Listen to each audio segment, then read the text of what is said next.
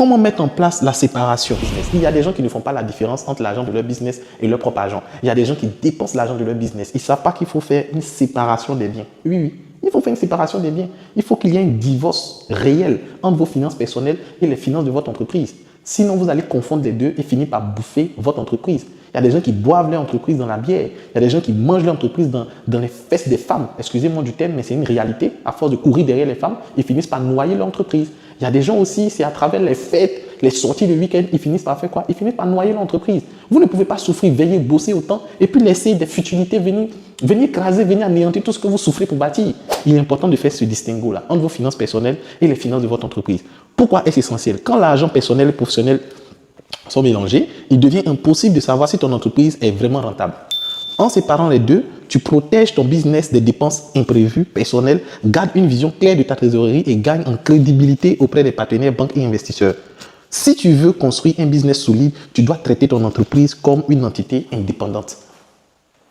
Voici pourquoi dans la création d'entreprise, on parle de personnes morales et de personnes physiques.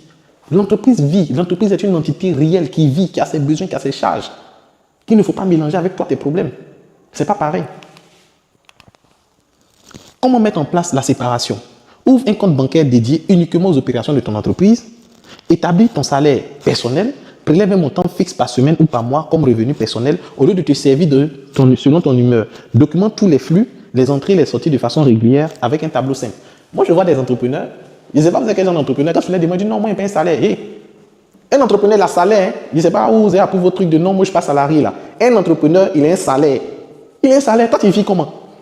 Non, moi, il fait mon business, il n'est pas de salaire. Toi, tu n'as pas de salaire là, tu vis comment? Toi, tu vis comment de ton business? Tu n'as pas de salaire. Où tu prends l'argent pour payer l'eau? Où tu prends l'argent pour payer courant? Où tu prends l'argent pour manger? Pour payer le transport à chaque fois? C'est où tu prends ça? Ce n'est pas dans l'argent de ton business. Vous vous mentez à vous-même. Donnez-vous un salaire en bonne et due forme.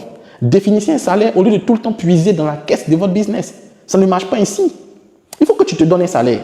Dans ton business, il faut dire ce que toi, tu dois vivre avec, tu te payes. C'est comme ça que ça marche. Mais vous ne payez pas, vous payez pas, vous puisez dans les caisses de votre business et puis arrivé un moment où vous n'êtes pas crédible. Vous ne savez pas si le business se porte bien ou si ça ne se porte pas bien. Donc c'est votre poche là qui devient la poche de l'entreprise. Quand c'est chaud sur vous, c'est que c'est chaud dans l'entreprise. Ça ne marche pas comme ça.